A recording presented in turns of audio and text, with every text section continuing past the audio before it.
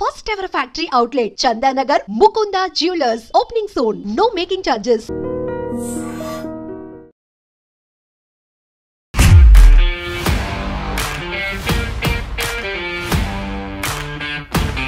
నమస్తే, నేను Kavitha. Welcome to I dream money matters with Anil AKV. Financial ప్లానింగ్లో ముఖ్యంగా వినిపించేది స్టాక్ మార్కెట్లు, బులియన్ మార్కెట్లు, షేర్లు, ఫండ్స్, ఇన్వెస్ట్మెంట్స్. ఇవన్నీ చాలామందికి అర్థం కాని ఒక పెద్ద పజిల్ లాగా, బ్రహ్మ పదార్థంలాగా కనిపిస్తుంటాయి. వాటి గురించి చాలా సింపుల్గా తెలుసుకోవాలంటే, అందులోనూ ఏబిసిడి నుంచి స్టార్ట్ చేయాలంటే ఏం చేయాలి? ఈ ఎపిసోడ్స్ని చూస్తే సరిపోతుంది. ఐ డ్రీమ్ కొత్త సిరీస్ని స్టార్ట్ చేస్తోంది, మనీ మ్యాటర్స్ విత్ అనిల్ ఏకేవితో. ఫైనాన్షియల్ ఎక్స్పర్ట్ అనిల్ గారు మనతో పాటుగా ఉన్నారు. అనిల్ గారు నమస్తే అండి. సో ఇప్పుడు మనకి యూజువల్గానే ఫైనాన్స్, మేనేజ్మెంట్, ప్లానింగ్, దాంట్లో మ్యూచువల్ ఫండ్స్ అనేవి ఉన్నాయి, ఇన్వెస్ట్మెంట్లు ఉన్నాయి. ఇవన్నీ కూడా చాలా వరకు పెద్ద క్వశ్చన్ మార్క్స్ లాగా కనిపిస్తూ ఉంటాయి కదా. సింప్లిఫైడ్ చేసి చూడాలి, అందరికీ అర్థమయ్యేలా చెప్పాలి. Right from the beginning, right from scratch అంటారు కదా, అక్కడి నుంచి స్టార్ట్ చేయాలి అంటే అన్నీ వాళ్ళకి అవైలబుల్గా చాలా సింప్లిఫైడ్గా, సింపుల్ టిప్స్ అంటారు, టెక్నిక్స్ అంటారు, వాటితో అర్థమయ్యేలా చెప్పాలి. ఏం చేద్దాం? అన్నీ చెప్దాం. Will train everything. ప్రతి విషయం కూడా క్షుణ్ణంగా వివరిద్దాం. ప్రతిదీ తెలుగులో మాట్లాడడానికి ప్రయత్నం చేద్దాం. ఓకే, సంపూర్ణమైన తెలుగులో తెలుగు వారి కోసము ఈ శీర్షికని, ఈ సిరీస్ని అందిద్దాం పూర్తి స్థాయిలో. బహుశా ఎంతసేపు పడుతుందో, ఎన్ని ఎపిసోడ్స్ పడుతుందో తెలియదు. బట్ మనం చేయాల్సింది ఏంటంటే, ఏదైనా సరే మధ్య మధ్యలో మిడిమిడిగా చెప్తే బాగోదు, కొద్ది కొద్దిగా చెప్తే బాగోదు.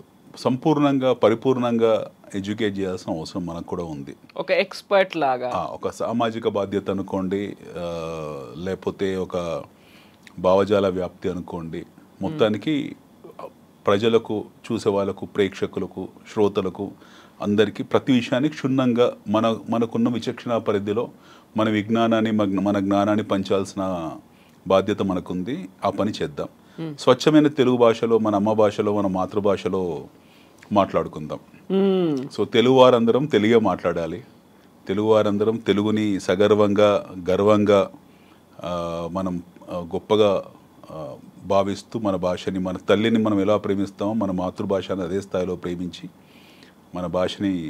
మన భాష కీర్తి పతాకాలు ఎగరేయాల్సిన అవసరం మనకి ఎంతైనా ఉంది. సీతక్క గారి కొద్దిగా ఆవిడ గురించి చెప్పాల్సిన అవసరం వచ్చింది ఇప్పుడు. ఆవిడ నిన్ననో మొన్ననో తెలుగు అసెంబ్లీలో తెలుగులో సమాధానం చెప్పారు. చాలా గర్వంగా అనిపించింది. మన సోదరి మాన్యశ్రీ శ్రీమతి సీతక్క గారు, ఆవిడ పేరు అనసూయ అనుకుంటాను, దన్సేరి అనసూయ గారు, శ్రీమతి దన్సేరి అనసూయ గారు. సో ఆవిడ తెలుగులో నాకు తెలుగు వచ్చని చాలా గర్వంగా మాట్లాడారు. అటువైపున్న గౌరవ సభ్యులకు ప్రశ్నకు జవాబుగా. అయితే ఆవిడ గురించి చెప్పాలి. ఆవిడ అజ్ఞాతం నుంచి వచ్చిన తర్వాత చదువు పట్ల అనురక్తితో, చదువు పట్ల ప్రేమతో తను లా చేశారు, ఎల్ఎల్బి చేశారు. దాని తర్వాత ఆవిడ పిహెచ్డి చేశారు. సో అయినా సరే ఎంతో నిరాడంబరంగా, ఎంతో సామాన్యంగా కరోనా సమయంలో 400-500 గ్రామాలు కాలినడకన వెళ్ళి పేద ప్రజలకు, గిరిజన తండాలకు తన సేవలు అందించారు. ఇప్పుడు మనం చెప్పే వరకు కూడా ఎవరికి తెలియదు ఆవిడ డాక్టర్ సీతక్క అనే విషయం ఎవరికి తెలియదు. పిహెచ్డి చేశారు, పూర్తి చేశారు. సో డాక్టర్ సీతక్క గారికి గౌరవ వందనాలు తెలియజేస్తూ మనం ఈ ప్రోగ్రాం ప్రారంభిద్దాం. తెలుగులో మాట్లాడదాం. సో ఇప్పుడు మనం ఫైనాన్షియల్ మేనేజ్మెంట్, ప్లానింగ్లు, బులియన్ మార్కెట్లు, షేర్లు, స్టాక్ మార్కెట్లు, బుల్స్, బేర్స్, ఏమేమో వినిపిస్తూ ఉంటాయి. అవన్నీ మన సబ్జెక్ట్స్ కావేమో అనిపిస్తుంది. బట్ ప్రతిసారి అక్కడ కేంద్ర మంత్రి బడ్జెట్ పెట్టినప్పుడు మాత్రం ఎదురు చూస్తూ ఉంటాం. అర్థం కాకపోయినప్పటికీ ఏదో పెరుగుతుంది, ఏదో తగ్గుతుంది, మన కుటుంబానికి ఎంత భారం పడుతుంది, శాలరీడ్ పర్సన్స్కి, వేతన జీవులకి ఎంత ఎఫెక్ట్ పడుతుంది, ఇలాంటివి మాత్రమైతే అప్పుడు అనుకుంటాం. మనం ఏదో ప్లాన్ చేయాల్సినటువంటి అవసరం ఉంది, ఇయర్ని ఇలా ఎగ్జిక్యూట్ చేయాలి అనేది అనుకుంటాం. ఒక క్యాలెండర్, షెడ్యూల్స్ ఇవన్నీ పెట్టుకుంటాము. కాకపోతే ప్రాపర్గా ప్లానింగ్ అనేది అవసరం ఉంటుంది. ఆ ప్లానింగ్ అనేది ఎలా చేసుకోవాలి, మనకున్నటువంటి ఆదాయాన్ని మేనేజ్ ఎలా చేసుకోవాలి?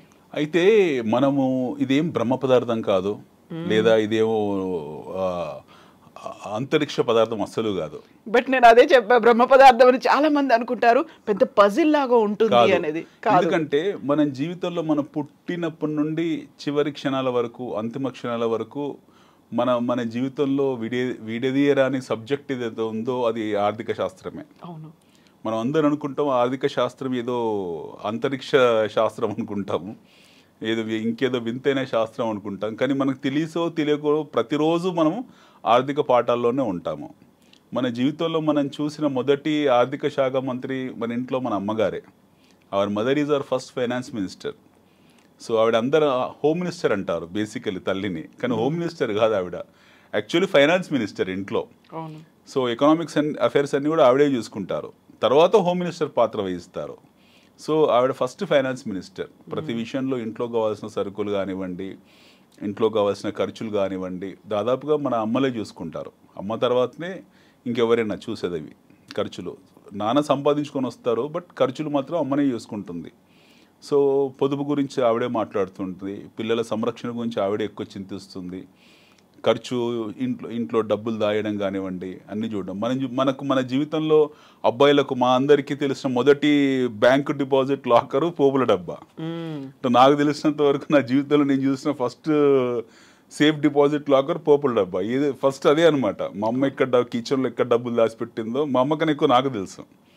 సో ఏ ఖర్చులు ఉన్నా సరే ఆ పోపు డబ్బాల్లోంచి వాడుకునే వాళ్ళం. సో మన ఇంట్లో మొదటి సేఫ్ డిపాజిట్ లాకర్ మనకు పోపుల డబ్బానే. సో దాని తర్వాతనే బ్యాంకులు, చెస్టులు, ఫిక్స్డ్ డిపాజిట్లు. సో మనందరం కూడా చిన్నప్పటి నుండి బై బర్తే మనం ఇందులో అంతర్భాగమై ఉంటాం. We're part of economics, we're part of financial management from the time we have taken birth. So మన పుట్టికే ఖరీదైంది. Our birth itself is expensive. అది ప్రభుత్వ ఆసుపత్రి అయినా లేకపోతే ప్రైవేట్ ఆసుపత్రి అయినా సరే ఏదైనా కానివ్వండి, our outcome itself is an expensive affair.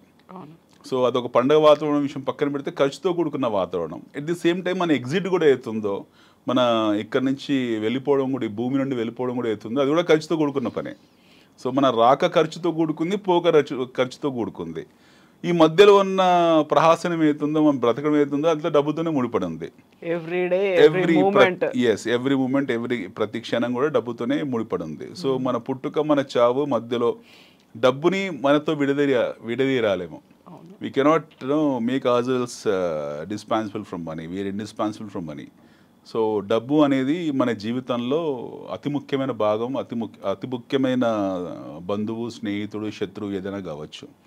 So దాన్ని ఎలా ప్లాన్ చేసుకుంటాము ఏంటనేది తెలుసుకునే ముందు ఫస్ట్ డబ్బు అంటే ఏంటో తెలుసుకోవాలి. What is money? డబ్బు సంపాదిస్తున్నారు వీళ్ళు, లేకపోతే డబ్బును దాచిపెడుతున్నారు వీళ్ళు అని అందరు అనుకుంటూ ఉంటారు. డబ్బు మీద మోజు ఎక్కువ ఉందని. What is money actually? Money అనేది అవసరానికి ప్రతిరూపం. Money is the other face of our need. ఒక అవసరానికి ప్రతిరూపమే డబ్బు. సో ప్రతిరోజు ఏదో ఒక అవసరం ఎరేజ్ అవుతూనే ఉంటుంది, ఎన్నో రకాలుగా ఎరేజ్ అవుతూనే ఉంటుంది. మనం పుట్టినప్పటి నుంచి మరణించే వరకు కూడా, నిష్క్రమించే వరకు కూడా ప్రతిరోజు ఏదో రకంగా డబ్బు అవసరం పుడుతూనే ఉంటుంది. సో ఈ డబ్బు ఏదైతే ఉందో, ఈ మనీ ఏదైతే ఉందో, what we're talking, money matters ఏదైతుందో, ఇది మన జీవితంలో అంతర్భాగమైన డబ్బు ఏదైతుందో దానికి రకరకాల రూపాలు ఉంటాయి. ఉదయం వెళ్ళగానే టూత్ బ్రష్ చేసుకుంటాము, అది డబ్బే. మొహం కడుక్కుంటాము, అది డబ్బే. టీ తాగుతాము, అది డబ్బే. బ్రేక్ఫాస్ట్ చేస్తాం, అది డబ్బే. లంచ్ చేస్తాం, అది డబ్బే. ఆఫీస్కి వస్తాం, ట్రావెల్, కారో, బస్సో, మెట్రోనో, అది డబ్బే.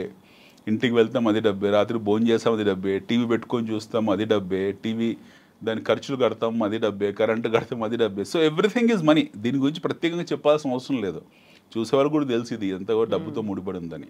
బట్ ఇక్కడ మనం మాట్లాడుతుంది ఏంటంటే డబ్బుని ఎలా సంపాదించాలి, సంపాదించిన దాన్ని ఎలా పోగు చేయాలి, దాన్ని దాటి పోగు చేసే పద్ధతుల్లో డబ్బును సంపాదించే ప్రక్రియ గురించి మాట్లాడుతున్నాం. ఇంకో నెక్స్ట్ లెవెల్ గురించి మాట్లాడుతున్నాం. We're talking about money making money. So మనకు తెలిసిన ట్రెడిషనల్ పద్ధతులు ఏవైతే ఉన్నాయో, డబ్బు విషయంలో మనకు తెలిసిన సాంప్రదాయ పొదుపు పద్ధతులు ఏవైతే ఉన్నాయో, పూర్వకాలంలో మన తాత ముత్తాతల నుండి, మన పూర్వీకుల నుండి మనకు తెలిసింది ఏంటంటే, డబ్బు ఉంటే ఫస్ట్ వాళ్ళు వ్యవసాయంలో పెట్టడము, లేదా భూమి కొనడము, లేదా బ్యాంక్ డిపాజిట్లు చేయడం, ఇలాంటి పనులు చేసేవాళ్ళు. ఇది మోస్ట్ ప్రిమిటివ్ మెథడ్, మొదట్లో చేసిన పద్ధతి. అప్ టు 19th సెంచరీ వరకు కూడా 19వ శతాబ్దం వరకు కూడా ఇదే పద్ధతిని అవలంబించేవాళ్ళు. కానీ ప్రపంచం ఏం చేసింది 19th సెంచరీ తర్వాత 19వ శతాబ్దం తర్వాత ప్రపంచంలో ఇండస్ట్రియలైజేషన్ ఏర్పడింది. సో పారిశ్రామికరణ ఏర్పడింది. అదైతే ఎప్పుడైతే ఏర్పడిందో అప్పటికి మనలాంటి వెనకబడ్డ దేశాలు, లెటస్ టేక్ ఫ్రమ్ 1950 ఆన్వర్డ్స్, మన స్వాతంత్రం వచ్చిన తర్వాత నుంచి లెక్కేసుకుందాం. మన అంతకు పూర్వం ఏం జరిగిందనే విషయం పక్కన పెడదాము, ఆ తర్వాత నుంచి లెక్కేసుకుందాం. 1950 వచ్చేప్పటికి మనం చాలా అతిపేద దేశం, మనం నిరుపేద దేశం మనది, వెరీ బ్యాక్వర్డ్ కంట్రీ. సో చాలా బ్యాక్వర్డ్ కంట్రీస్లో కొద్దిమంది మాత్రమే డబ్బున్న వాళ్ళు ఉండేవాళ్ళు, 1% సొసైటీ మాత్రమే డబ్బు ఉండే సొసైటీ ఉండేది. మిగతా 99% సొసైటీ పేదవాళ్ళు ఉండేవాళ్ళు. There is nothing called as middle class section. ఆ రోజు మిడిల్ క్లాస్ సెక్షన్ అనేది ఏమీ లేదు, ఉండేది పేదవాళ్ళు, డబ్బున్న వాళ్ళు. ఈ 2 సెక్షన్స్లోనే ఉండేవాళ్ళం మనకు స్వాతంత్రం వచ్చిన తర్వాత. సో పారిశ్రామికరణ అయితే జరగడం మొదలుపెట్టిందో మనకి మిడిల్ క్లాస్ అనే సెక్షన్ ఏర్పడింది. సో మొదట్లో మిడిల్ క్లాస్ సెక్షన్స్ 1950 to 1960 మధ్యలో ఉన్న middle class section around 5 to 7% ఉంటుంది మన దేశంలో. చాలా విచిత్రంగా ఉంటుంది వినడానికి కూడా. We think that we're middle class people, actually we're poor people. ఆ టైంలో we have only 2 category of economic societies. ఒకటి డబ్బున్న సొసైటీ, ఇంకోటి నిరుపేద సొసైటీ. పేదరికం కూడా కాదు, నిరుపేదరికం. ఆల్మోస్ట్ బీపీఎల్ కిందనే ఉండేది. 90% భారతదేశం బిలో పావర్టీ లైన్ కిందనే ఉండేది. అందులో 70% మందికి ఒకే పూట భోజనం చేసేవాళ్ళు ఈ 1950s ఆ టైంలో. 1960s తర్వాత గరీబీ హటావో ఈ నినాదాలన్నీ పుట్టడానికి కారణం కూడా ఈ పేదరికమే. ఎందుకంటే అప్పటికి మనము వలసదారుల పాలనలో ఉన్నాం, వలస పాలనలో ఉన్నాం, విదేశీ పాలనలో ఉన్నాము. వాళ్ళు మనల్ని పీడించుకొని మన దగ్గర ఉన్న వనరులను తీసుకొని వెళ్ళిపోయారు. చాలా డిస్గస్ట్ సిట్యువేషన్లో ఉన్నాము. ఆ తర్వాత మనం పునర్నిర్మించుకోవడం మొదలుపెట్టాము, లేదా నిర్మించుకోవడం మొదలుపెట్టాము. కానీ ప్రపంచం అప్పటికి ఏంటంటే పారిశ్రామికరణ, ఇండస్ట్రియలైజేషన్ జరిగి వాళ్ళు అభివృద్ధి చెందిన దేశాలు అప్పటికే అభివృద్ధి చెందేశాయి. అమెరికా లాంటి దేశాలు, యూరోప్ లాంటి దేశాలు అప్పటికే ధనిక దేశాలు అవన్నీ కూడా. ఆసియా దేశాలు ఏవైతే ఉన్నాయో మనలాంటి దేశాలు అప్పుడే ఏర్పడ్డాయి. భారతదేశం కావచ్చు, మనం ఇండియా, అప్పటికి బంగ్లాదేశ్, పాకిస్తాన్ అంతర్భాగమే. మన దేశం కావచ్చు, మన కిందన్న శ్రీలంక కావచ్చు, అక్కడున్న వియత్నాము, అక్కడున్న even Japan for that matter వెనుకబడ్డ దేశం. చైనా చాలా ఆకలి కేకలతో ఉండే దేశము. సో ఇలాంటి ఆసియా దేశాలన్నీ కూడా చాలా వెనుకబడ్డ దేశాలు, ఆర్థికంగా చాలా వెనుకబడ్డ దేశాలు. ఆఫ్రికా, ఈరోజు కూడా ఆఫ్రికాలో 70% వెనుకబడ్డ దేశాలు ఆర్థికంగా. సో అప్పుడు రిచ్ కంట్రీస్ అంటే యూరప్, అమెరికా, ఈ 2 డబ్బున్న ధనిక దేశాలు. మిగతా దేశాలన్నీ కూడా పేద దేశాలు. So 2 category of sections of societies ఉండదు. డబ్బున్న దేశాలు, developed countries or developed economies అనేవాళ్ళము. రెండోది వచ్చేప్పటికి పూర్ కంట్రీస్, పూర్ నేషన్స్, పేదవాళ్ళు అనేవాళ్ళు. ఎందుకంటే వీళ్ళందరూ నిజంగా పేదవాళ్ళు వీళ్ళందరూ కూడా. 1960s 1970s తర్వాత మొదటి పారిశ్రామిక విప్లవం ఏర్పడింది. ఎక్కడ? ఈ పేద దేశాల్లో. అప్పటికి అభివృద్ధి చెందిన దేశాలు వదిలేద్దాము, పేద దేశాల్లో, మనలాంటి పేద దేశాల్లో పారిశ్రామికరణ జరగడం మొదలుపెట్టింది. అమూల్ లాంటివి, ఆపరేషన్ ఫ్లడ్, ఆపరేషన్ వైట్, ఇలాంటివన్నీ కూడా అప్పుడే మొదలయ్యాయి. సో మొదటి పారిశ్రామిక విప్లవం, ఇండస్ట్రియల్ రెవల్యూషన్ ఏర్పడిన తర్వాత మనకు మిడిల్ క్లాస్ అనే సెక్షన్ మొదటిసారిగా వచ్చింది. అంటే ఉత్పత్తి వ్యవస్థ ఏర్పడము, చాలామంది వ్యవసాయం నుంచి ఉత్పత్తి వ్యవస్థ వైపు వెళ్ళడము, కార్మికులుగా మారడము, డైలీ వేజెస్ నుంచి వాళ్ళు మంత్లీ వేజెస్ వైపు వెళ్ళారు. అంటే డైలీ వేజెస్ వాళ్ళు మంత్లీ వేజెస్, సాలరీడ్ ఎంప్లాయీస్ కింద మారిపోయారు. సో లైఫ్ లిటిల్ సెక్యూర్ అయింది వాళ్ళకు. సో ఇలా కార్మిక రంగం ఒకటి ఏర్పడింది, వర్కింగ్ క్లాస్ ఏర్పడింది. దాని తర్వాత మనకు మళ్ళీ 1970s to 1980s మధ్యలో రెండో పారిశ్రామిక విప్లవం వచ్చింది మనకు, సెకండ్ ఇండస్ట్రియల్ రెవల్యూషన్. అప్పటికి మనం లైసెన్స్ రాజులోనే ఉండేవాళ్ళము. బట్ స్టిల్ మనకు పరిశ్రమలు ఏర్పడ్డాయి. ప్రపంచవ్యాప్తంగా ఉన్న పరిణామాలు ఏవైతున్నాయో మన మీద విపరీతమైన ప్రభావం చూపించి మనను కూడా ఇంకొక అడుగు ముందుకేసేలా చేసింది 1980 వరకు కూడా. 1990s తర్వాత ఏం జరిగింది? మనకు నూతన సరళీకృత ఆర్థిక విధానాలు రావడము, గ్లోబలైజేషన్ రావడము, ఫారెన్ డైరెక్ట్ ఇన్వెస్ట్మెంట్ రావడం, భారతదేశంలో రకరకాలుగా, మన దేశంలో రకరకాల ఉత్పత్తి వ్యవస్థలు ఏర్పడ్డాయి 1990s తర్వాత. సో మన నిజమైన ప్రయాణం, మన దేశం తాలూకు నిజమైన ప్రయాణం మొదలైంది 1991 తర్వాత. అంటే ఎగ్జాక్ట్లీ అరౌండ్ 44 years మన ప్రయాణం మొదలైంది. 33 years, 33-34 ఏళ్ళు అయింది మన ప్రయాణం మొదలై, మన దేశ ప్రయాణం, నిజమైన ప్రగతి మొదలయ్యి 33-34 సంవత్సరాలు, అంతగానే ఎక్కువ కాలేదు. సో ప్రపంచం గ్లోబ్లో మనం తీసుకొని మనం ముందు పెట్టుకుంటే, పట్టం తీసుకొని ముందు పెట్టుకుంటే, మనం అన్ని దేశాల్లో చూసుకుంటే వాళ్ళందరూ 70 ఏళ్ళు, కొంతమంది 100 ఏళ్ళు, కొంతమంది 200 ఏళ్ళు, కొంతమంది కనపడతాయి మీకు. కానీ మన దేశం మాత్రం మన ప్రయాణం మటుకు మొదలై 30 సంవత్సరాలే. సో మన ప్రయాణం మొదలైన జస్ట్ 30 ఇయర్సే. ఈ 30 ఏళ్ళు, 33 ఏళ్ళు, 34 ఏళ్ళ ప్రయాణంలోనే మనం గొప్ప ప్రగతిని, గొప్ప అభివృద్ధిని సాధించాం. రాబో 20 ఏళ్ళు, 30 ఏళ్ళు, 40 ఏళ్ళలో ఇంకా అద్భుతమైన ప్రగతిని సాధిస్తాం మనం. సో ఈ ట్రాన్సిషన్ అవుతుందో, ఈ 30 ఇయర్స్ ట్రాన్సిషన్ అవుతుందో మనుషులకు ఒక అవగాహన ఏర్పరిచింది. ఈ 30 ఏళ్ళ ప్రయాణం, 35 ఏళ్ళ ప్రయాణంలో మనుషులకు ఒక అవగాహన ఏర్పడింది. అంటే పొదుపు సాధనాలు ఏమున్నాయి, పెట్టుబడి సాధనాలు ఏమున్నాయి, ఫిక్స్డ్ డిపాజిట్స్ అనే ఒక పూర్వకాలపు పెట్టుబడి సాధనం ఉండేది. ఫిక్స్డ్ డిపాజిట్ అంటే మన దగ్గర డబ్బు ఉంది, ఆ డబ్బుని తీసుకెళ్ళి బ్యాంకులో పెట్టేవాళ్ళము. ఆ బ్యాంకులో ఆ డబ్బులు పెట్టడం వల్ల ఏమవుతుంది, మనకు వడ్డీ వస్తుంది. సో డబ్బులు బ్యాంకులో దాచుకున్న వాడికి ఆ వడ్డీ ఎలా వస్తుందో తెలియదు. బ్యాంకులు ఏదో మనకు సేవ చేస్తున్నారు అనుకుంటారు, కానీ బ్యాంకులు ఏం సేవ చేయట్లేదు. బ్యాంక్ ఏం చేస్తుంది, ప్రభుత్వం ఇచ్చి ఇన్ఫ్లేషన్, ద్రవ్యోల్బణాన్ని మనకు అమ్ముతుంది. సపోజ్ ఒక పాల ప్యాకెట్ ఉంది, ఈరోజు 40 రూపాయలు పర్ లీటర్ అనుకుందాము. ఒక 7 ఏళ్ళ తర్వాత అది 80 రూపాయలు అయింది లీటరు. ఎందువల్ల పెరిగింది, ఇన్ఫ్లేషన్ పెరిగింది, ద్రవ్యోల్బణం పెరిగింది. సో ఈ ద్రవ్యోల్బణాన్ని ప్రభుత్వం ఏం చేస్తుంది, మనకు అమ్ముతుంది. ఏ రూపకంగా అమ్ముతుంది, ఫిక్స్డ్ డిపాజిట్ రూపకంగా బ్యాంకుల ద్వారా అమ్మిస్తుంది. మీడియా ఎవరి మధ్యలో, బ్యాంక్. సో బ్యాంక్ ఏం చేస్తుంది, మనకు మీరు మా దగ్గర డబ్బులు దాచిపెట్టుకోండి, ఆయన డబ్బులు దాచిపెట్టుకుంటే మీకు 6-7 ఏళ్ళకో మీకు డబ్బులు ఇచ్చేస్తామని చెప్తున్నారు. But they're actually selling inflation. So మనం పెట్టిన ₹1,00,000 బ్యాంకులో ఒక 6-7 ఏళ్ళ తర్వాత 2 లక్షలు మనం తీసుకొని మనం బయటకు వచ్చిన తర్వాత ఏదైనా వస్తువు కొనుక్కుంటే అన్ని డబుల్ అయి ఉంటాయి. సో ఒక 7 ఇయర్స్ తర్వాత మన డబ్బు డబుల్ అయింది. బట్ బయటకు వచ్చిన తర్వాత వస్తువు కొనుక్కుందాం అనుకున్న వస్తు సేవలు ఏవైతుంటే వాడు వినియోగించుకోవాలనుకున్నప్పుడు ఆ వినిమయ ఖర్చు కూడా మనకు డబుల్ అయి ఉంటుంది. సో నెట్ మనం లాస్ అయిపోయాం. సో ఈ గ్యాప్లో ఏం చేస్తాం, మనం డబ్బుని పొదుపు చేసుకున్నాం బ్యాంకులో, అనుభవించలేకపోయాం దాన్ని, ఇంకో సాధనాల్లో దాన్ని డైవర్ట్ చేయలేకపోయాము, ఇంకో సాధనాల్లో అందులో పెట్టి దాన్ని ఆ డబ్బుని వృద్ధి చేయలేకపోయాము. మనం ఇన్ఫ్లేషన్ కొనుక్కున్నాము, ద్రవ్యోల్బణం కొనుక్కున్నాము. తిరిగి చూస్తే ఏంటంటే వినిమయ శక్తిని మనం ఎప్పుడైతే ఉత్పత్తి వ్యవస్థ వైపు మళ్లించాలని చూసామో, లేదా ఏదైనా వస్తువు కొనుక్కోవాలి, ఆ సేవ పొందాలని చూసామో, మనకు వస్తువు ధరలు డబుల్ అయిపోయాయి. సో మనం లాస్లో ఉన్నాం కంపారిటివ్లీ.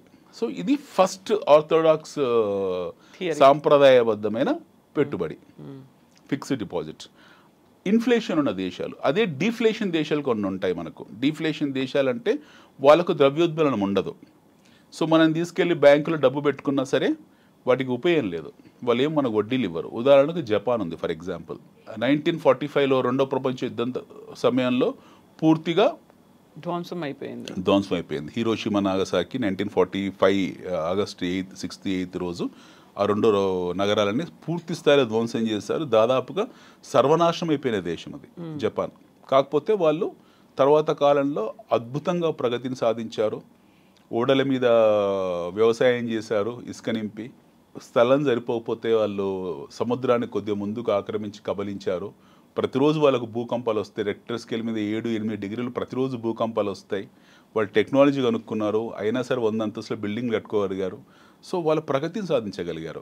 సో ఒక ప్రగతి ఎప్పుడైతే దేశము గొప్ప ప్రగతిని సాధించిందో, డెవలప్మెంట్ ఇండెక్స్లోకి దూసుకొని వెళ్ళిపోయిందో, సో అక్కడ ప్రభుత్వంలో ఇన్ఫ్లేషన్ లేదు.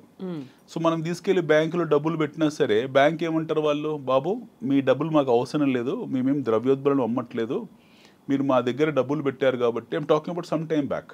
ఒకప్పుడు జపాన్లో పరిస్థితి, మీరు మా లాకర్ వాడుకుంటున్నారు కాబట్టి లాకర్ ఫీజు ఇవ్వాలి. So if you're depositing your money in bank, you have to pay the fees. ఎందుకంటే మేము సెక్యూరిటీ ఇస్తున్నాం కాబట్టి మీరు మాకు పే చేయాలి. పార్కింగ్ లాట్లో మనం కారు పెట్టేస్తే గంటకు 2 గంటలకు 20 రూపాయలు, 50 రూపాయలు, 100 రూపాయలు ఎలా వసూలు చేస్తారో అలా డబ్బులు వసూలు చేసేవాళ్ళు. So they are not in need of public money, వాళ్ళ పబ్లిక్ డబ్బుతో అవసరం లేదు.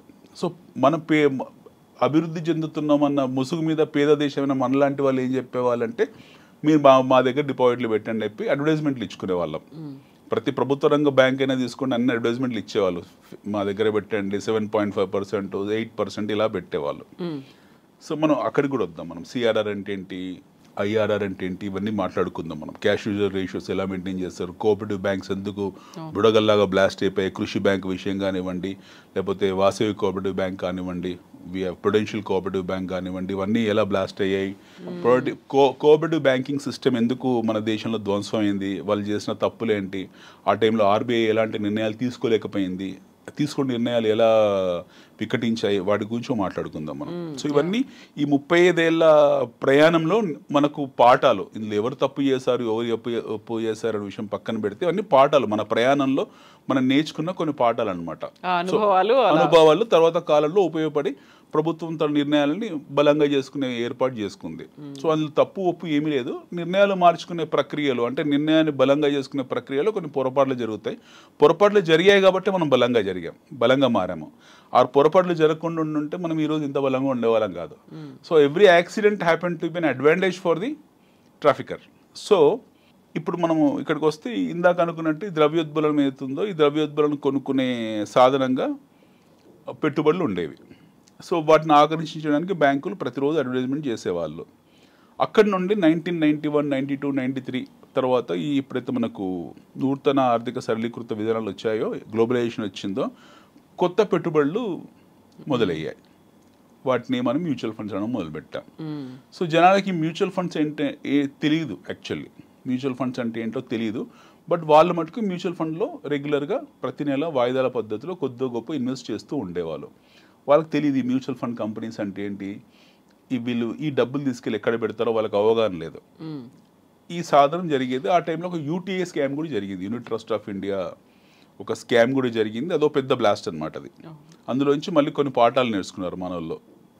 నేర్చుకొని వాటిని కొన్ని ఆంఫీ కొన్ని రిస్ట్రిక్షన్స్ పెట్టింది, సెబీ కొన్ని రిస్ట్రిక్షన్స్ పెట్టింది. అప్పటికి సెబీ కూడా ఇంత బలంగా లేదు, ఆంఫీ కూడా లేదు, మనకు నేషనల్ స్టాక్ ఎక్స్చేంజ్ కూడా లేదు, ఒక బిఎస్ ఒకటే రన్ అయ్యేది.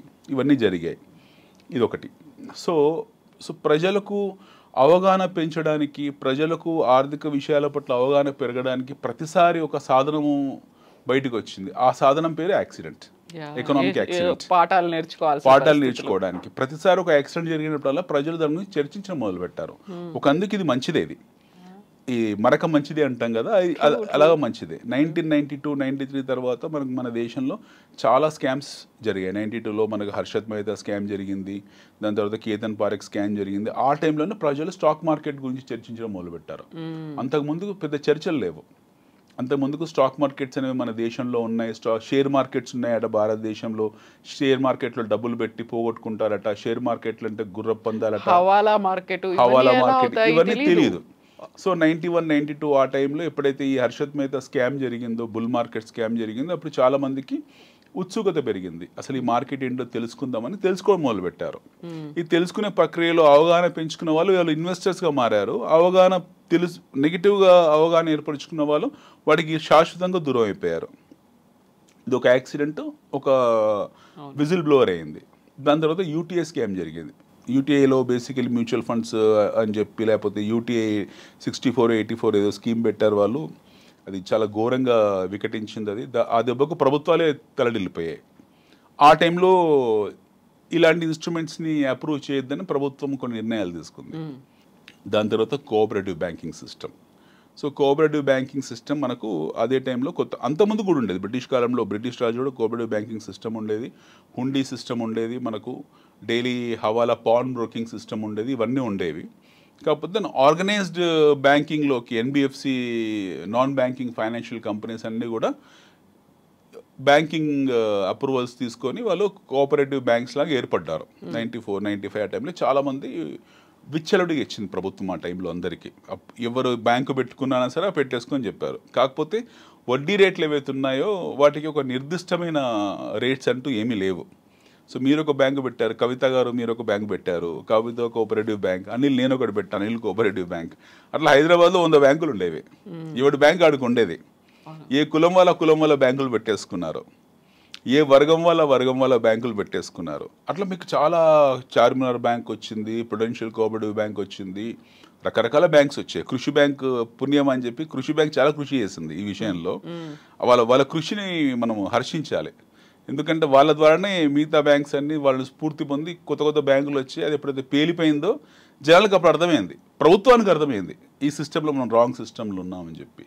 సో అప్పటికి మనకు ఈ వ్యవస్థ లేదు, అంటే వడ్డీ రేట్లను నియంత్రించే వ్యవస్థ లేదు, స్టాండర్డ్ రేట్స్ లేవు, మనకు స్టాండర్డ్ వడ్డీ రేట్లు లేవు. మీరు బ్యాంకు పెట్టారు, మీరు 12% వడ్డీ అని చెప్పారు. నేను ఒక బ్యాంకు పెట్టాను, నేను 14% వడ్డీ అని చెప్పాను. There was a situation where people offered even 24% వడ్డీ, దాని లేక 2% వడ్డీ కూడా ఇచ్చారు. ప్రభుత్వ బ్యాంకులు 6%, 7%, 8% ఇస్తే ఈ కోవిడ్ బ్యాంకులు 24% ఇవ్వడం మొదలుపెట్టారు. సో మనీ కాలింగ్ అనమాట, ఇది ప్యూర్ మనీ లాండరింగ్. డబ్బుల్ని కాల్ మనీ చేసేవాళ్ళు, డబ్బులన్నీ వచ్చేవి. ఆ డబ్బులు వాళ్ళు ఏం చేసేవాళ్ళు తెలిసేది కాదు, వాటిని ఎక్కడ డైవర్ట్ చేసినా తెలిసేది కాదు. మానిటరింగ్ లేదు, ఏమీ లేదు. సో మనకు ఆర్బీఐ కూడా ఇచ్చేసింది, అందరికి అప్రూవల్స్ ఇచ్చింది. సో ఈ 2004, 2005, 2006లో ఈ బ్యాంక్స్ అన్నీ రూమర్స్ రావడము, వీటి మీద వీళ్ళు బ్యాంకులు మూతపడుతున్నాయా, వాళ్ళ దగ్గర లేవట, వాళ్ళ క్యాష్ రిజర్వేషన్ రేషియోస్ లేవట అని చెప్పినప్పుడు ప్రభుత్వం మేల్కొంది. వాళ్ళ మీద ఎప్పుడైతే వెళ్ళి సీల్ కొట్టేశారో, వాళ్ళ చేతులు ఎత్తేసారో, అందులో డిపాజిటర్స్ మునిగిపోయారు. సో ఇది ఒక గుణపాఠం అనమాట ప్రభుత్వానికి కూడా. RBI, reserve bank of India గుణపాఠం నేర్చుకుంది. ఓహో, ఎవరు పడితే వాడికి లైసెన్స్ ఇవ్వకూడదు, ఇవి ఇలా సినిమా టికెట్ల కావు, ఇవన్నీ ఫిక్స్డ్ డిపాజిట్లు అని చెప్పేసి వాళ్ళు ఒక గుణపాఠం నేర్చుకొని వాళ్ళు సిఆర్ఆర్ వడ్డీ రేట్లని బలపరిచారు. స్టాండర్డ్ వడ్డీ రేట్లు ఎవరైనా సరే, ఏ బ్యాంక్ ఉన్నా సరే దేశం మొత్తంలో, ఈ ప్రైవేట్ బ్యాంక్ కానివ్వండి, ప్రభుత్వం బ్యాంక్ కానివ్వండి, ఓన్లీ 0.25% మాత్రమే మీరు పావుల వరకే మీరు డిఫరెన్సియేషన్ పెట్టొచ్చు, మిగతా డిఫరెన్సియేషన్ ఉండకూడదు, అందరూ స్టాండర్డ్ రేట్స్ ఉండాలని చెప్పి స్టాండర్డ్ వడ్డీ రేట్లు సిస్టమ్ తీసుకొచ్చారు మన దగ్గర. ఇది బ్యాంకింగ్ క్లుప్తంగా.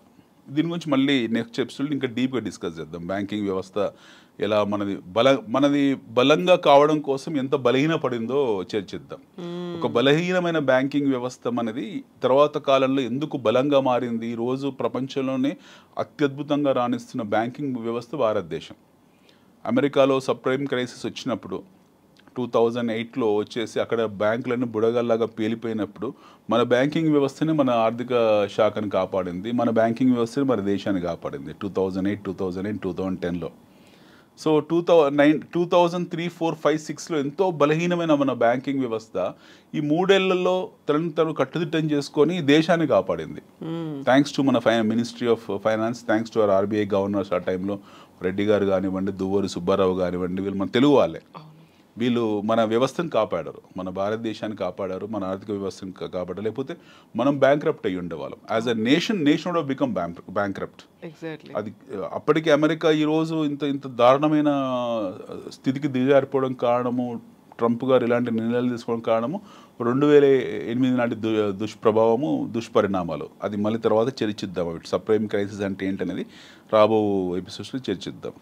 సో ఫండమెంటల్గా బ్యాంకింగ్లో మనం డబ్బులు పెట్టడం మొదలుపెట్టాము.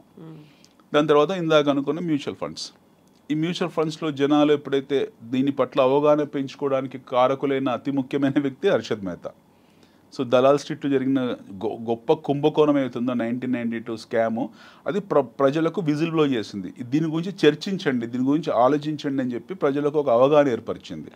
So people started thinking about what is stock market. So stock market అనే బదులు అందరూ షేర్ మార్కెట్ అనేవాళ్ళు. షేర్లు అనేది యాక్చువల్గా షేర్ మార్కెట్ అనకూడదు, అది స్టాక్ మార్కెట్ అది. సో ఈ షేర్ మార్కెట్ గురించి తీవ్రమైన చర్చలు జరిగేవి. సో ఇందులో పెడతారట, ఈ కంపెనీలో డబ్బులు పెడతారట, ఒక జూదమో లేకపోతే ఒక వ్యసనమో లేకపోతే గుర్ర పందాలు, కోడి పందాల టైప్లో ఈరోజు కూడా 90% భారతదేశం దాన్ని అలాగే చూస్తుంది. సో అది ఏర్పడింది. జనాలు కొంచెం తెలివైన వాళ్ళు, చదువుకున్న వాళ్ళు, లేకపోతే అమాయకంగా గుడ్డిగా నమ్మిన వాళ్ళు ఎవరైతే ఉన్నారో ఆ టైంలో మంచి కంపెనీస్, మంచి మ్యూచువల్ ఫండ్స్లో పెట్టుకున్న వాళ్ళు తర్వాత కాలంలో వాళ్ళు బాగా పెరిగాయి. వాటి రిటర్న్ ఆఫ్ ఇన్వెస్ట్మెంట్ ROIs చాలా వచ్చాయి. కాంపౌండెడ్ బెనిఫిట్స్ని అడ్వాంటేజ్ కింద తీసుకున్నారు వాళ్ళు. వాళ్ళకి అది లాభదాయకమైంది. సిరుల పంట కురిసింది వాళ్ళ మీద, కనకదార కురిసింది. దాని తర్వాత మనకి చీటీ వ్యవస్థ మనకు తెలుసు. పెట్టుబడిలో చీటీ వ్యవస్థను ఎప్పుడు కూడా మనం నియంత్రించలేము. ఇప్పుడు ప్రభుత్వం ప్రతి చీటీని కూడా మనం ఏ కంపెనీ అయితే ఉందో ఆ చీటీలన్నీ రిజిస్టర్ చేయాలి, చిట్ ఫండ్ కంపెనీస్ రిజిస్టర్ చేయాలని ఇప్పుడు నియంత్రణ తీసుకొచ్చారు. బట్ ఈ చీటీ వ్యవస్థ ఈ రోజు నుంచి లేదు మన దేశంలో. బ్రిటిష్ కాలం నుంచి చీటీ వ్యవస్థ ఉంది. దాని మీదనే చాలామంది సౌలభ్యం పొందారు. చాలామంది చదువులకు, పెళ్ళిళ్ళకు అదే ఉపయోగపడేది. మనకి ఏ ఇన్స్ట్రుమెంట్ లేనప్పుడు ఆ ఇన్స్ట్రుమెంటే ఉండదు. ఈరోజు దాని గురించి ఆలోచించాల్సిన అవసరం లేదు. ఎందుకంటే అందులో కూడా మీకు 70-80% న్యూసెన్స్ ఉంది. అందులో కూడా చాలా ఫ్రాడ్ జరిగాయి, కుంభకోణాలు జరిగాయి. సో చీటీ వ్యవస్థని మనం చర్చించకూడదు. That is absolutely unorganised racket. అది చీటీ పాటల కంపెనీస్, పెద్ద పెద్ద కంపెనీస్ ఉంటే మీరు అందులో డబ్బులు పెడతారో వాళ్ళ డబ్బులు ఏం చేస్తారో మనకు తెలియదు. You don't know.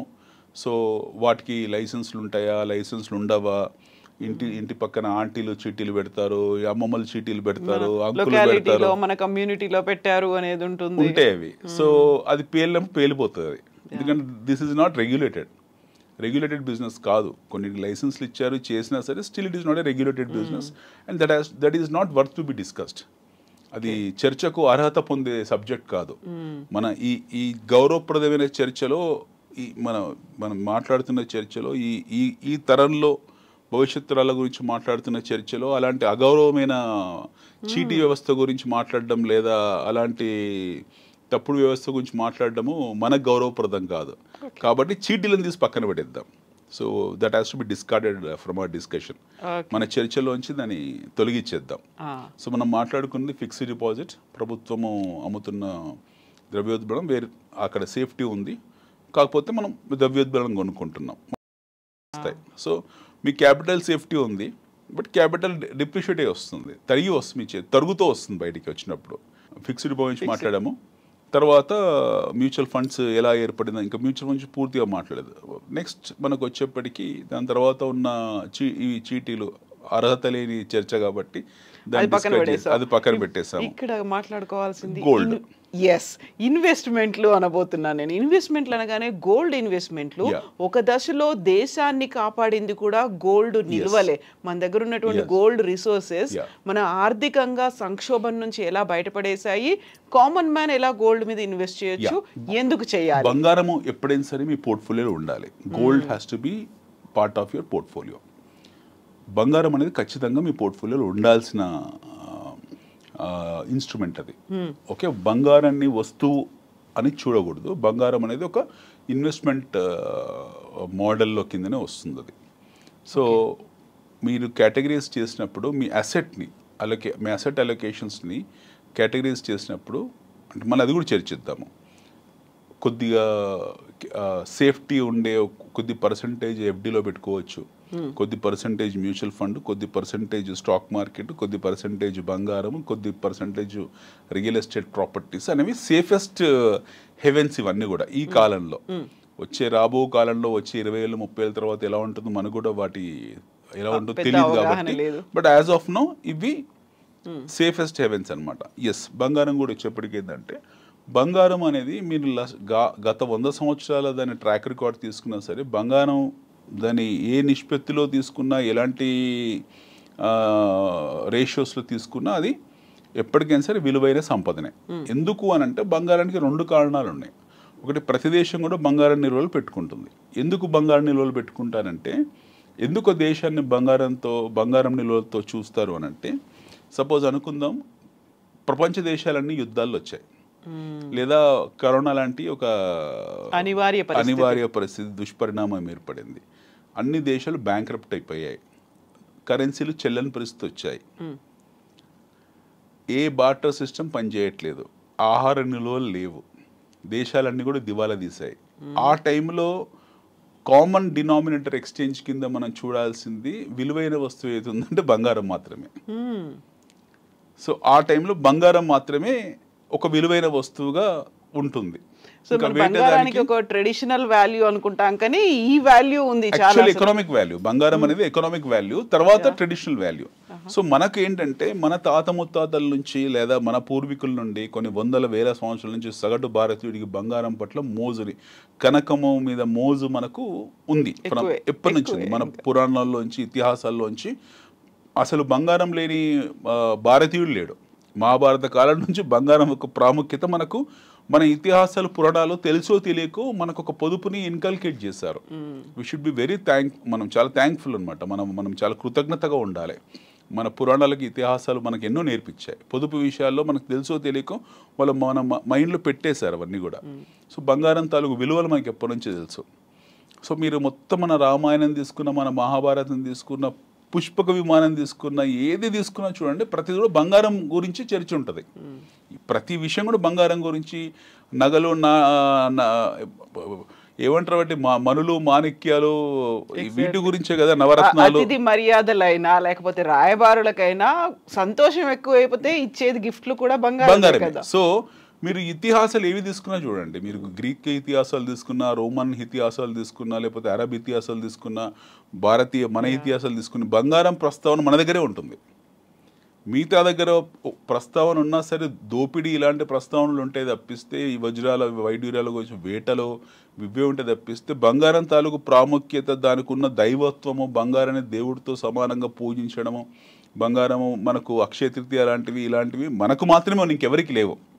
సో అంత ప్రాముఖ్యత కలిగిన వస్తువుని మనకు తెలుసో తెలియకనో మొత్తానికి మన పూర్వకాలం నుండి మన వాళ్ళందరూ కూడా బంగారం తాలూకు ఇంట్రెస్ట్ పొదుపు సాధనంగా మనకు పెట్టేశారు. మనం కూడా మన పెళ్ళిళ్ళలో, పేరంటాల్లో మనకు ఆడపిల్లలకు, మన మగ పిల్లలకు, మన మన ముందు తరాల వాళ్ళకు కూడా మనం బంగారం తయారు చేసి వెళ్ళేవాళ్ళం, లాంఛనాలుగా. సో బంగారం అనేది వస్తు మార్పిడియే కాదు, అదొక సంపద. రెండోది వచ్చేప్పటికి ఏంటంటే భూమి, బంగారం అనేది మన మన జీవితంలో ఒక గొప్ప అంతర్భాగాలు. ఈ రెండు కూడా అతి ముఖ్యమైన సాధనాలు ఇవి, భూమి ఉండడము, బంగారం ఉండడము. సో ఆ పరంపర అవుతుందో అది కొనసాగిస్తూ అలాగే వచ్చాము. ఇప్పుడు మనం ఇక్కడికి వద్దాము.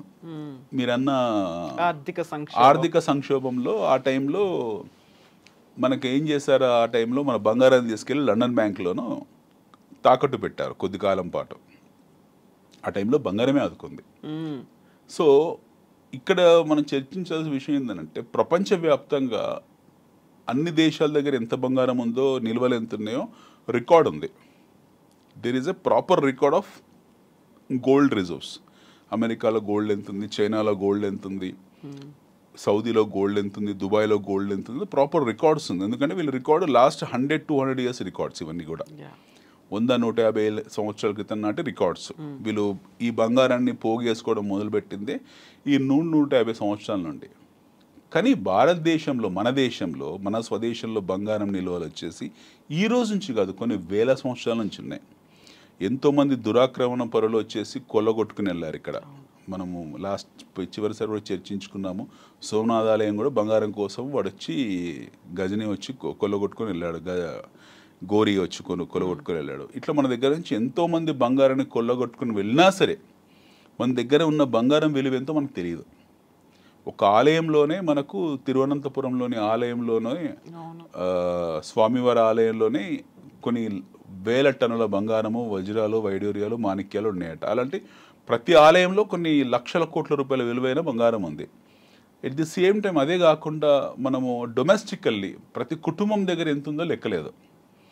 సో బంగారం అనేది ఎప్పటి నుంచో మన దగ్గర అలా పొందుపరుస్తూ వచ్చారు. సో ప్రభుత్వ లెక్కలకు ప్రజల దగ్గర ఉన్న బంగారానికి అసలు సంబంధమే లేదు. మన ప్రభుత్వ లెక్కలు ఆడిట్ అకౌంట్లో ఉన్న గోల్డ్ X అనుకుంటే ప్రజల దగ్గర ఉన్న గోల్డ్ X10 X20 ఉంటుంది. సో ప్రపంచంలో అత్యంత ఎక్కువ విలువైన బంగారం నిలువలు మన దేశంలోనే ఉన్నాయి. ఇంక ప్రపంచంలో ఈ భూమండలం మీద ఎవరి దగ్గర లేదు అంత బంగారం నిలువలు. సో అత్యంత ఎక్కువ బంగారం నిలువనున్న దేశం మనదే. సో ఆ బంగారం ఏమవుతుందో కాలక్రమంలో ఏమైంది, ఆ బంగారము దాని విలువ పెరుగుకుంటూ పోయింది. ఒకటి ఈ గోల్డ్ని ఏం చేశారు, గోల్డ్ని బేస్ చేసుకొని కరెన్సీ ముద్రణ జరుగుతుంది. ఇది మనం ఫస్ట్ తెలుసుకోవాల్సిన విషయము. There is something called as gold reserves. మనం గోల్డ్ రిజర్వ్స్ని బేస్ చేసుకొని కరెన్సీ ముద్రణ జరుగుతుంది. కరెన్సీ ముద్రణ ఎందుకు జరుగుతుంది బంగారాన్ని బేస్ చేసుకొని అంటే, వేరే దేశాల ఇతర దేశాలు అంటే సింప్లిఫైజ్ చెప్తున్నాను. I'm not talking about pure economics. Pure economics నేను ఎకనామిక్ టర్మ్స్ మాట్లాడితే చాలా మందికి అర్థం కాదు. సో చాలా సింప్లిఫై చేసి జనాలకు అర్థమయ్యే విధంగా చెప్తున్నాను. బంగారం విలువని దృష్టిలో పెట్టుకొని ప్రింట్ చేస్తాం, మనం నోట్లని ప్రింట్ చేస్తాం. అంటే నోట్లను ప్రింట్ చేయడానికి రకరకాల కారణాలు ఉన్నాయి, ప్రమాణాలు ఉన్నాయి. బట్ బేసిక్ ఏంటంటే ట్రెడిషనల్గా, ఆర్థోడాక్స్గా, సాంప్రదాయబద్ధంగా బంగారాన్ని దృష్టిలో పెట్టుకొని నోట్ల ముద్రణ జరిగేది.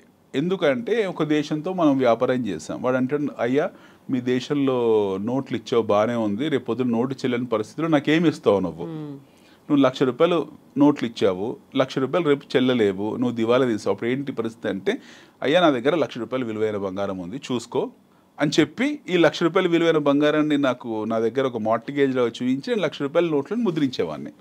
అర్థమైంది కదా? సో 1,00,000 రూపాయల విలువైన బంగారం నా దగ్గర ఉండేది. ఆ 1,00,000 రూపాయల విలువైన బంగారాన్ని నేను నోట్ల ద్వారా ముద్రించి పంచేవాడిని, అంటే వస్తు మార్పిడి కింద పంచేవాడిని. సో కాలక్రమంలో ఏమైందంటే ఈ కరెన్సీ నోట్లు దీనికి ప్రమాణాలు మారాయి, స్టాండర్డ్స్ మారాయి. ఓకే, అసెట్ అలొకేషన్స్ అనేవి మారాయి కాబట్టి తర్వాత లెక్కలు మారాయి. నా దగ్గర బంగారం రిజర్వ్స్ 20%కు నేను 20x500 ప్రింట్ చేసుకునే వెసులుబాటు ఏర్పరచుకున్నాను. Trade, commerce, trade deficit, economics, micro economics, GDP ratios ఇవన్నీ వచ్చి బంగారము స్టిల్ ఉంది. కాకపోతే మిగతా ఫ్యాక్టర్స్ కూడా ఇన్ఫ్లుయెన్స్ చేసి ముద్రణ ఎక్కువైపోయింది. ఇప్పుడు అమెరికా ఉంది ఫర్ ఎగ్జాంపుల్. అమెరికా వాళ్ళ దగ్గర ఉన్న బంగారం విలువలకు ఆల్మోస్ట్ 20% ముద్రణ చేశారు నోట్లని. సో ఎందుకనంటే వాళ్ళ కారణాలు వాళ్ళకు ఉన్నాయి. స్టిల్ వాళ్ళ డాలర్ డామినేషన్ ఉంది. అక్కడికి కూడా వద్దాం చర్చలో. సో అలాగా బంగారం ఒక ఇంపార్టెంట్ సాధనం మనకు. సో బంగారం ఎంతవరకు ఉండాలి అని మనం అనుకున్నప్పుడు ఒక వ్యక్తి అతని జీవితకాలంలో బంగారం సంపాదించిందో ఒక 20% అసెట్ అలొకేషన్ గోల్డ్కి పెట్టాల్సిందే. You have to allot around 15 to 20% towards gold. 15-20% బంగారానికి అలొకేట్ చేసుకోవాల్సిందే. నేను సాధారణ మధ్యతరగతి వ్యక్తిని దృష్టిలో పెట్టుకొని మాట్లాడుతున్నాను. రిచ్ క్లాస్ కోసం మాట్లాడట్లేదు. సాధారణ మధ్యతరగతి వ్యక్తిని, ఎవరైతే మెజారిటీ ఉన్నారో, మెజారిటీ మన ఇండియాలో ఉన్న 70% మెజారిటీని దృష్టిలో పెట్టుకొని మాట్లాడుతున్నాం. మన తెలుగు వాళ్ళలో ఎక్కువ మందికి బంగారం పట్ల మోజు ఉంటుంది కాబట్టి వాళ్ళని దృష్టిలో పెట్టుకొని చెప్తుంది. 15-20% గోల్డ్ కింద అసెట్ని అలొకేట్ చేసుకుని ఎప్పుడైనా సరే శాస్త్రీయం, అది శాస్త్రబద్ధం. ఒకటి మనం అనుకుంది మొదట్లో ఫిక్స్డ్ డిపాజిట్ కొద్ది పర్సంటేజ్ అందులో ఉండాలి, కొద్ది percent, very little percent fixed డిపాజిట్లో ఉండాలి ఇన్ టర్మ్స్ ఆఫ్ ఎమర్జెన్సీ ఉన్నప్పుడు. తర్వాత వచ్చేసి మ్యూచువల్ ఫండ్ కొద్దిగా మీరు పెట్టుకోవాల్సి ఉంటుంది. నెక్స్ట్ బంగారం గురించి మాట్లాడాం మనం. We spoke about gold. ఒక సాధనంగా బంగారం అనేది ఒక పెట్టుబడి సాధనంగా ఖచ్చితంగా బంగారం ఉండాలి. సో 5% పడిందా, 6% పడిందా, 10% పడిందా మనకు సంబంధం లేదు. బంగారం గ్రాఫ్ గత 100 సంవత్సరాలు తీసుకుంటే మీరు పెరుగుకుంటూ పోతూనే ఉంది. ఇప్పుడు ఒక ప్రశ్న, మౌలికమైన ప్రశ్న వస్తుంది, బంగారం ఉత్పత్తి పెరుగుతే ఎలాగా? మొన్న రాశారు మనకు ఒరిస్సాలో ఏదో బంగారం నిధులు కనబడ్డాయని పేపర్లో ఇక్కడ చూశాను నేను. పాకిస్తాన్లో బంగారం నిల్వలు ఉన్నాయి అని ఎవరు రాశారు. సో ఇవన్నీ ఏంటంటే ఒకవేళ ఉన్నాయి అనుకుందాము, ఈ బంగారం ధర కన్నా కూడా కాస్ట్ ఆఫ్ ఎక్స్కవేషన్ అవుతుందో, అంటే బంగారాన్ని వెలికి తీసే ప్రక్రియ అవుతుందో, ప్రహాసనం అవుతుందో, ఇది బంగారం కన్నా ఖరీదైంది. సో బంగారం వెలికితీత ప్రోగ్రామ్ అయితే ఉంటుందో అది బంగారం కన్నా ఖరీదు.